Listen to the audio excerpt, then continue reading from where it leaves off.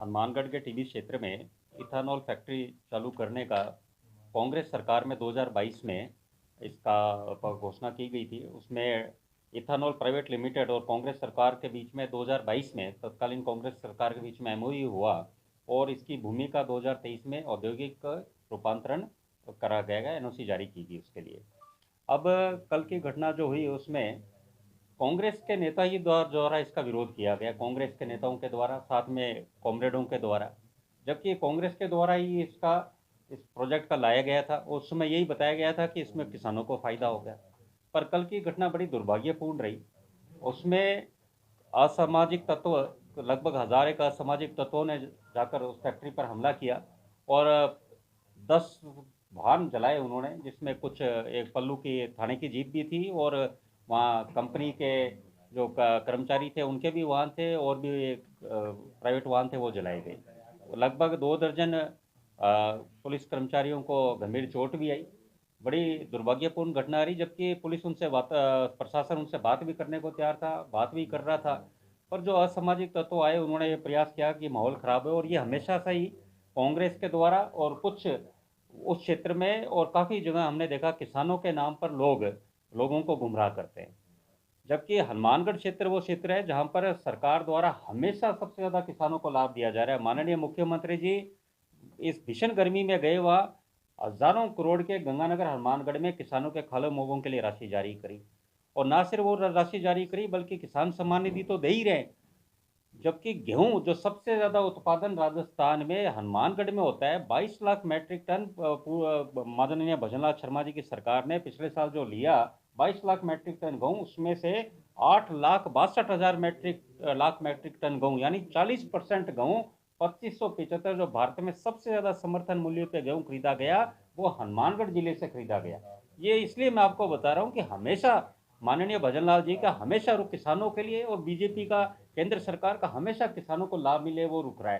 पर वो काफ़ी जो कल के आंदोलन में जो इस तरह तथाकथित लोग शामिल हुए, राजस्थान से बाहर से भी कुछ लोग आए जिन्होंने माहौल खराब करने का बीड़ा उठाया। और कांग्रेस के विधायक और वहाँ के एमपी भी वहाँ आए। हम उनसे पूछना चाहते हैं, जब आपके पूर्ववर्ती सरकार मुख्यमंत्री द्वारा ही ये एमओयू जारी किया गया, आप ही के दौर ने प्रयास किया कि इस तरह के नवाचार राजस्थान में आए, तो आप अब क्यों विरोध कर रहे हैं और किसानों को क्यों गुमराह कर रहे हैं? और जो ये फैक्ट्री आ रही है ड्यून इथानॉल प्राइवेट लिमिटेड, इससे न सिर्फ वहाँ के स्थानीय लोगों को, श्रमिकों को रोजगार मिलेगा, बल्कि साथ में स्थानीय लोगों को जो प्राथमिकता मिलेगी उससे उस क्षेत्र में क्रांतिकारी परिवर्तन भी खेती में और अन्य क्षेत्र में भी आएगा। खेती में इसलिए क्योंकि देखिए वहाँ पर जो धान की खेती है उससे किसानों को लाभ मिलेगा, क्यों धान वहाँ पर लिया जाएगा। इथेनॉल में जो मिक्स ब्लेंड पेट्रोल होगा, एक तो मिक्स ब्लेंड पेट्रोल के लिए बायोफ्यूल निकलेगा और दूसरा वो पशुधन में उपयोग के लिए कैटल फीड का भी उत्पादन होगा वहाँ से। और तीसरा चावल व मक्के का जो बायो प्रोडक्ट में चारा निकलता है वो भी सस्ता मिलेगा। तो अनेक तरह से किसानों को इसमें लाभ ही लाभ है। पर सबसे बड़ा विषय जो वहाँ पर गुमराह किया जा रहा है लोगों को, वो ये इस उद्देश्य लेकर कि साहब इससे वहाँ पर पानी निकाला जाएगा, अब ये कि पानी का दोहन होगा। अब ये मैं आपको बताना चाहूँगा कि इस इकाई में जो एमओयू कांग्रेस सरकार ने साइन किया था और जो आज वो कंपनी उसको फॉलो कर रही है, वो ये कि ईटीपी इथानॉल ट्रीटमेंट प्लांट स्थापित किया जाएगा। और इथानॉल ट्रीटमेंट प्लांट से क्या होगा, इकाई में निकले पानी का पुनः उपयोग हो सकेगा। इससे पानी बिल्कुल भी प्रदूषित भी नहीं होगा था, पानी का एक एक बूंद का इस्तेमाल होगा, पानी का दोहन नहीं होगा।